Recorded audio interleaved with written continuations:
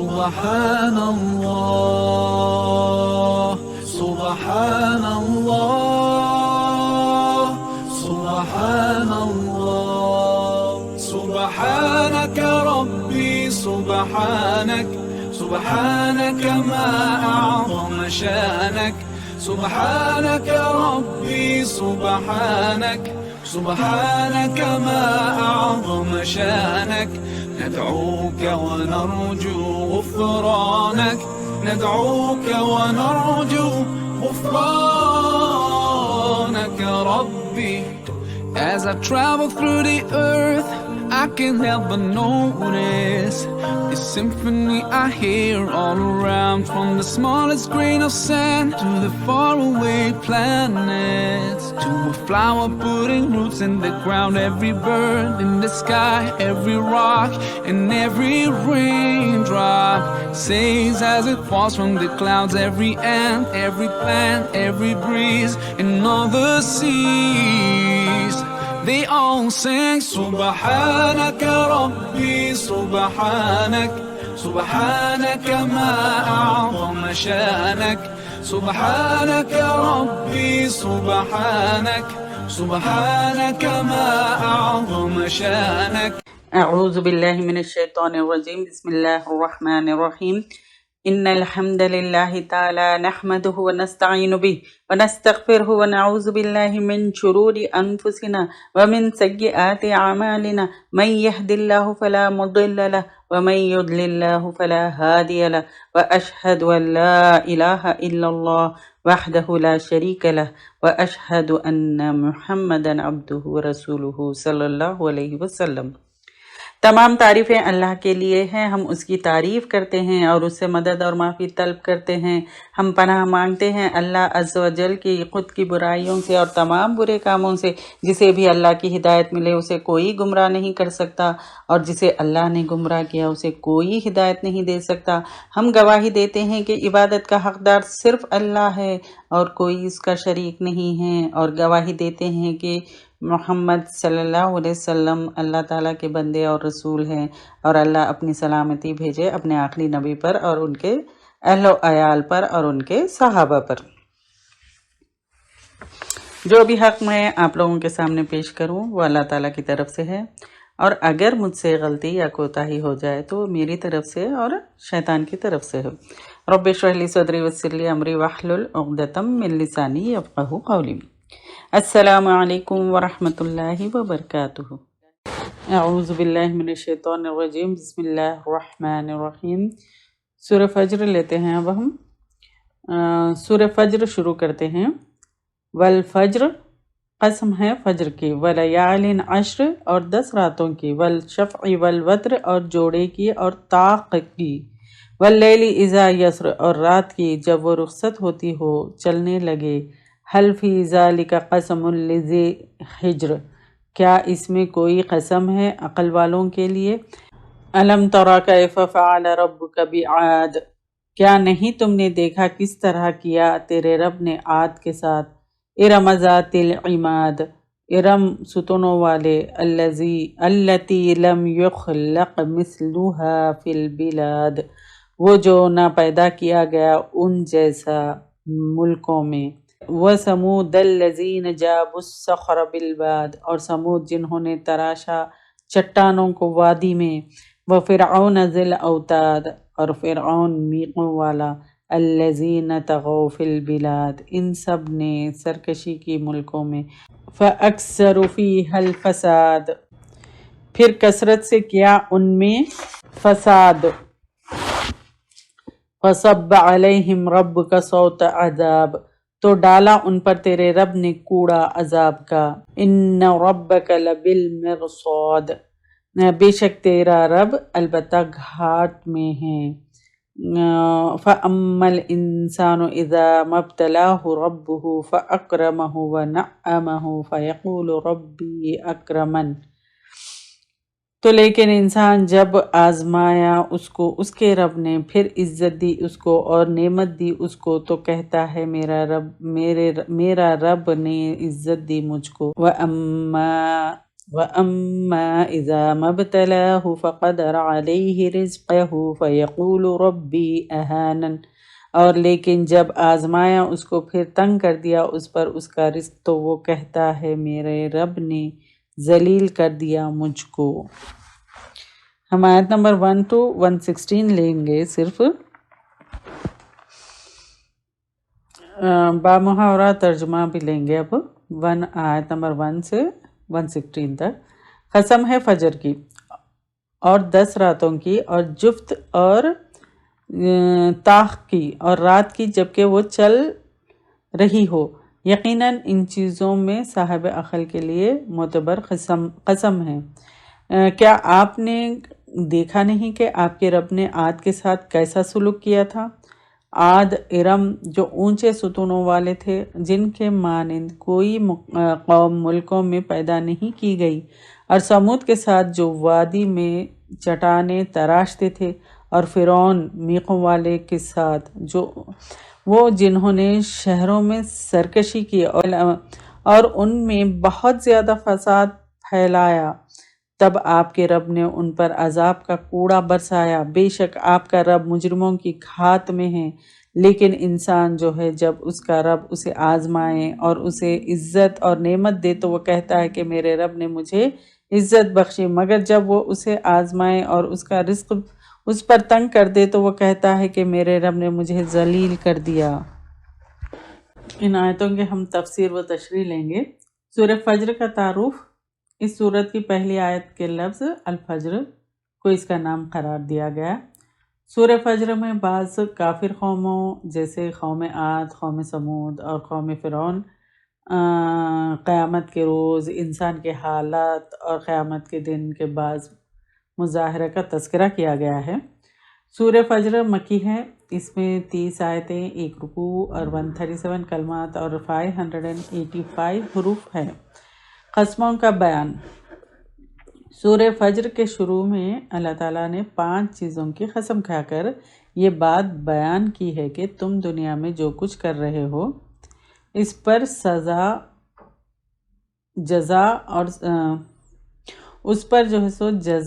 اور سزا کا ہونا لازمی اور یقینی ہے۔ تمہارا رب تمہارے سب اعمال کی نگرانی کر رہا ہے۔ جن 5 چیزوں کی اللہ تعالیٰ نے قسم کھائی ان میں سب سے پہلے فجر یعنی صبح صادق کا وقت ہے۔ صبح جو شروع ہوتا ہے وہ وقت، فجر کے وقت آسانی، فرحت اور تبسم ایک ساتھ ظاہر ہوتے ہیں۔ جس طرح سویا ہوا وجود دھیرے دھیرے بیدار ہوتا ہے، اسی طرح قیامت کے دن بھی تمام اپنی خبر کی خوابگاہوں سے بیدار ہو کر اٹھ کھڑے ہوں گے۔ یہ قسموں کا بیان میں اللہ تعالیٰ فرما رہے ہیں۔ اور پھر عشرہ ذوالحجہ کی فضیلت۔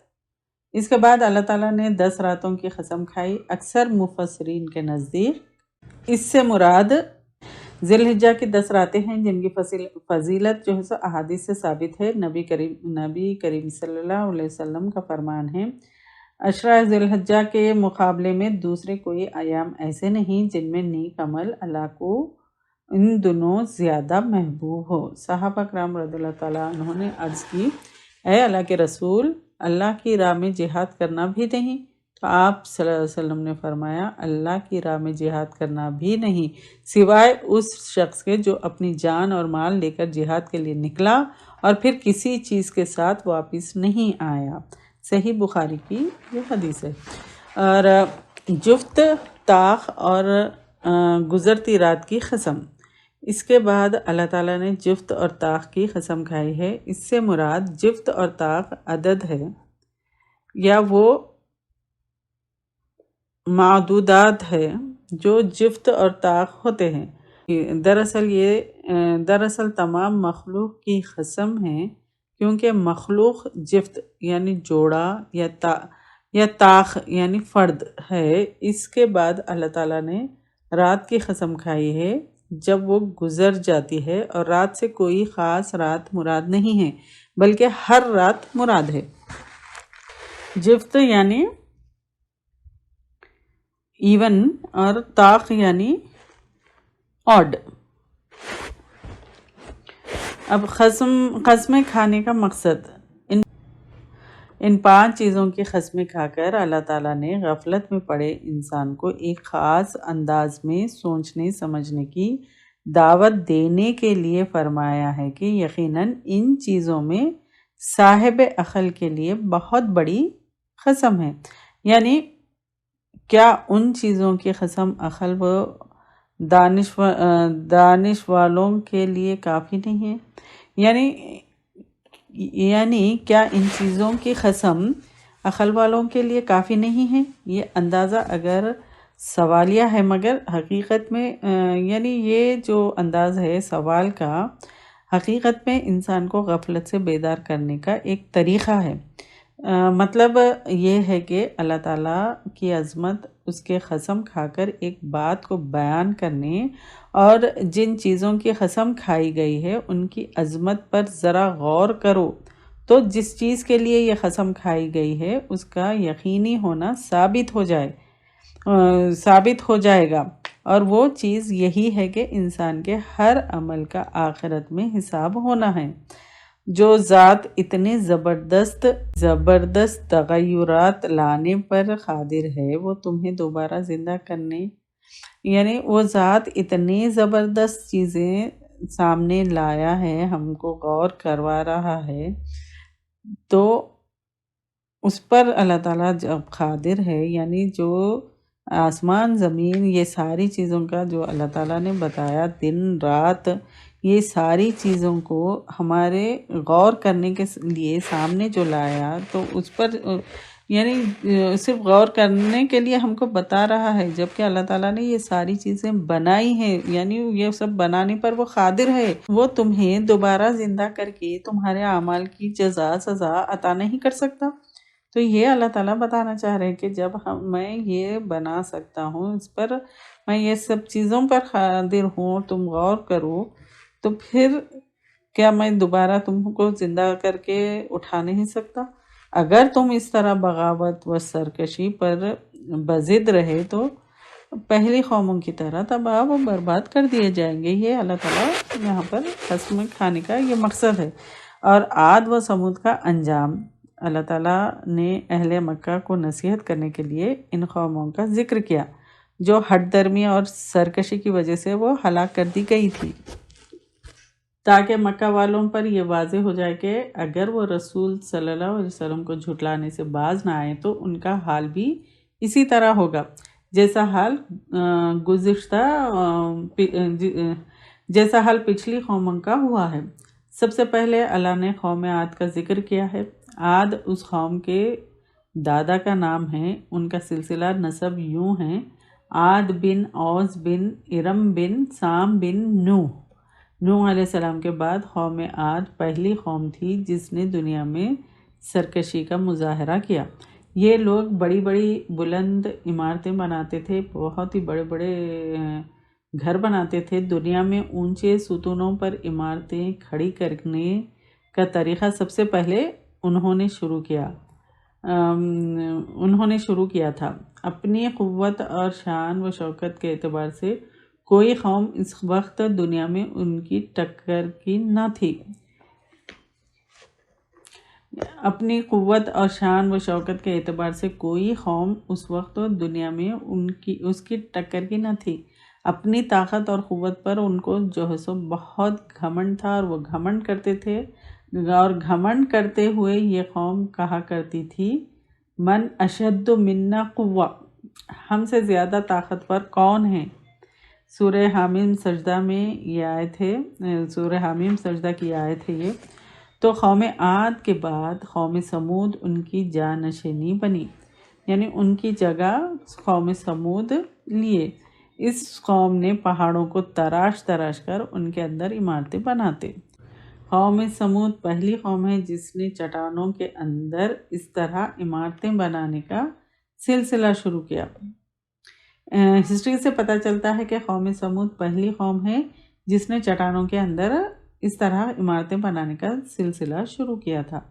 جب ان دونوں قوموں نے اللہ تعالیٰ کا شکر کرنے کے بجائے ہٹ درمی اور کفر اور شرک سے کام لیا تو اللہ تعالیٰ نے ان کو جو ہے سو عذاب کا کوڑا ان پر برسایا۔ قوم عاد پر مسلسل جو ہے سو 7 راتیں اور 8 دن بے حد تند و تیز آندھی مسلط کر دی گئی، اور جس سے وہ مر کر اس طرح گر گئے جیسے کھجور کے کھوکھلے تنے ہوں۔ قوم سمود کا انجام بھی بڑا بھیانک ہوا۔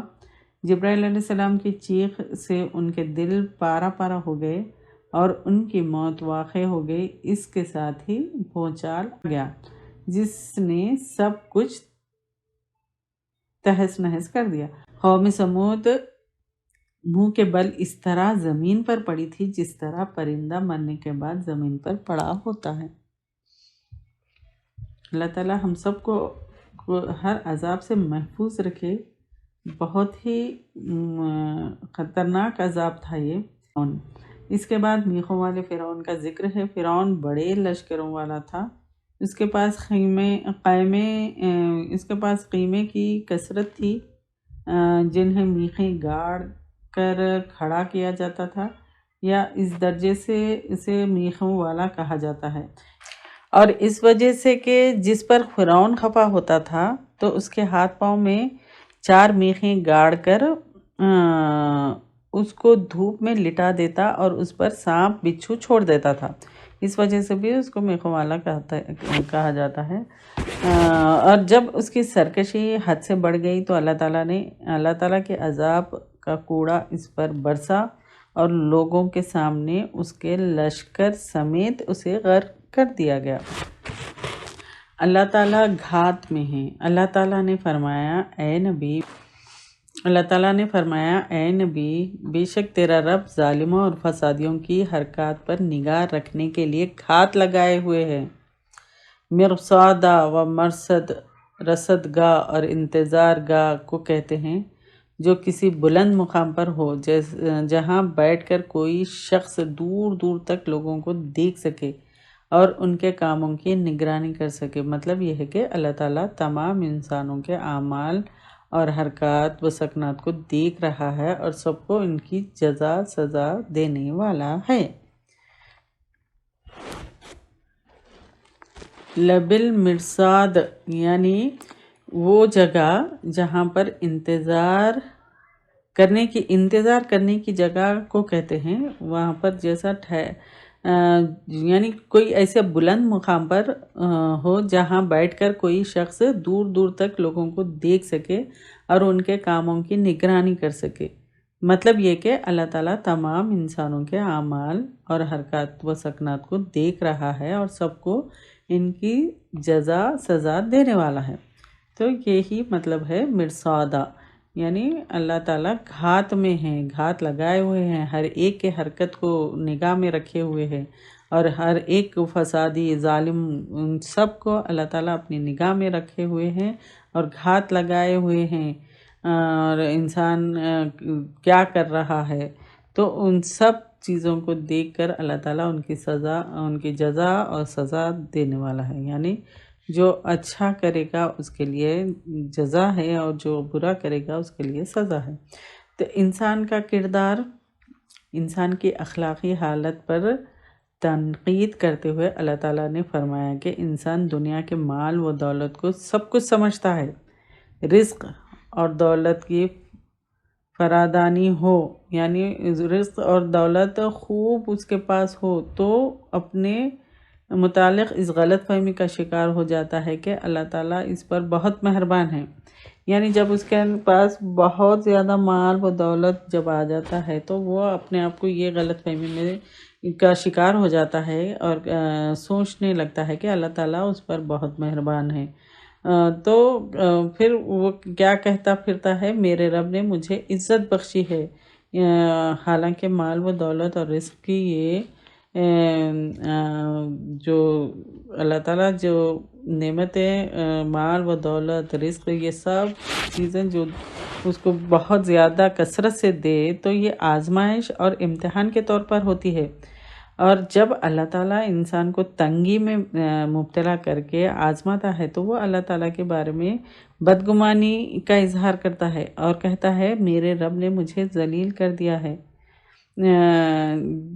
جیسا کہ عزت اور ذلت کا معیار اس کے نزدیک مال و دولت کا ملنا یا نہ ملنا، یعنی انسان کے نزدیک یہ ہے کہ انسان کا یہ کردار ہے کہ وہ یہ سوچتا ہے کہ اس کو عزت جو ملی مال و دولت ملنے سے عزت ملی، یہ سوچتا ہے، اور مال و دولت نہ ملنے سے وہ ذلیل ہو گیا یہ سمجھتا۔ مال کا اس کا مال نہ ملنا، مال کا یعنی مال و دولت کا ملنا یا نہ ملنا جو ہے سو انسان یہ خیال کرتا ہے کہ اس کا جو ہے سو مال کی وجہ سے عزت ملی یا پھر مال نہ ملنے کی وجہ سے وہ ذلیل ہوا۔ تو انسان کا یہ خیال بالکل باطل اور بے بنیاد ہے، یہ اللہ تعالیٰ کہہ رہے ہیں۔ دنیا میں رزق کی جو وسعت نہ نیک اور اللہ تعالیٰ کے یہاں مقبول ہونے کی علامت ہے، نہ رزق کی تنگی اور فخر و فاخہ اللہ کے یہاں ذلیل و مردود ہونے کی علامت ہے۔ یعنی اللہ تعالیٰ یہاں کلیئرلی بتا رہے ہیں کہ انسان کے پاس مال و دولت ملنا، اس کو نعمتیں ملنا، یہ انہیں نیک ہونے کی علامت نہیں ہے، اور اس کے مال یا دولت نہیں ملنا یا وہ فخر و فاخے میں ہو تو یہ اس کا مطلب یہ نہیں کہ اللہ تعالیٰ وہ نیک نہیں ہے تو اس لیے وہ فخر و فاخے میں ہے۔ تو انسان کا یہ سوچ غلط ہے، باطل ہے، کیونکہ اللہ تعالیٰ اس کو جو ہے سو یہ سب آزمائش کے طور پر دیتا ہے۔ اگر یعنی انسان یہ خیال کرتا کہ ہم جو ہے سو نیک نہیں ہیں، یعنی آگے والا بھی بعض انسان یہ سوچتے ہیں کہ ارے اس کے پاس یہ بہت غریب ہے، ہو سکتا ہے یہ بہت گنہگار ہے اس لیے اس کو دولت نہیں ملی، یہ اس لیے ایسے فاقے میں اور اتنے مشکلوں میں گزار رہا ہے، حالانکہ وہ آزمائش ہے اس کے لیے۔ اور جس کے پاس نعمتیں ہیں اور دولت ہے تو یہ نہ خیال کرے کہ اللہ تعالیٰ اس سے خوش ہے، راضی ہے، اس لیے اس کو دولت سے نوازا ہے، ایسا نہیں ہے۔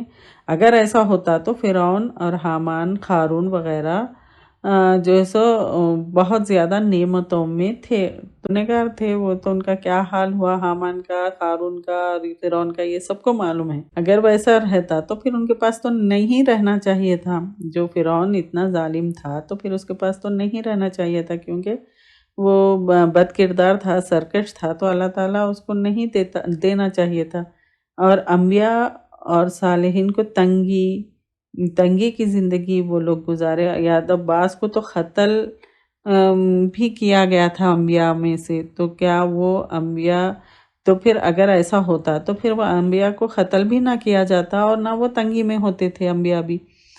تو اللہ تعالیٰ یہی فرما رہے، انسان کا کردار ایسا ہے کہ وہ یہ خیال کرتا ہے کہ جس کے مال و دولت ہے تو سمجھتا ہے، اور خود جس کے پاس خود ہوتی ہے مال و دولت وہ یہ سمجھنے لگتا ہے کہ اللہ ہم سے راضی ہے، ہم کو عزت دی ہے۔ لیکن جس کے پاس نہیں ہے تو پھر وہ انسان یہ سمجھتا ہے کہ ہمارے پاس نہیں ہے تو اللہ تعالیٰ ہم سے ناراض ہے، ہم کو ذلیل کیا۔ ایسا نہیں ہے۔ آیت مبارکہ کی حکمتیں اور تقاضے یعنی اس کے ریکوائرمنٹ، ڈیمانڈس یہ ہے کہ اللہ تعالیٰ بعض چیزوں کی عظمت واضح کرنے اور ہمیں نصیحت کرنے کے لیے کھاتے ہیں۔ زمانے کے بعض اوقات بڑی اہمیت کے حامل ہیں، جیسے وقت فجر اور ذوالحجہ کے ابتدائی 10 دن وغیرہ، ہمیں ان سے بھرپور فائدہ اٹھانا چاہیے۔ عقل مند ہی اللہ تعالیٰ کے کلام اور اس کی مراد کو سمجھ سکتا ہے۔ سرکش قومیں کون سی تھی؟ جیسے عاد، سمود اور فرعون کو اللہ تعالیٰ نے ان کی سرکشی کے وجہ سے تباہ و برباد کر دیا تھا۔ اللہ تعالیٰ گھات میں ہے اور اپنے بندوں کے اعمال کی نگرانی کر رہا ہے۔ مال و دولت کی کثرت یا تنگ دستی اور مفلسی اللہ تعالیٰ کے یہاں قبولیت اور قبول ہونا اور نہیں قبول ہونے کا معیار نہیں ہے، بلکہ تقوی، طہارت اور اس کے احکام کو بجا لانا اور اطاعت ہی اس کے یہاں قبول کا معیار ہے۔ سبحانک اللہم و بحمدک، نشہد ان لا الہ الا انت، نستغفرک و نتوب الیک۔ اللهم اهدنا فيمن هديت وعافنا فيمن عافيت وتولنا فيمن توليت وبارك لنا فيما أعطيت وقنا شر ما قضيت إنك تقضي ولا يقضى عليك إنه لا يذل من واليت ولا يعز من عاديت تباركت ربنا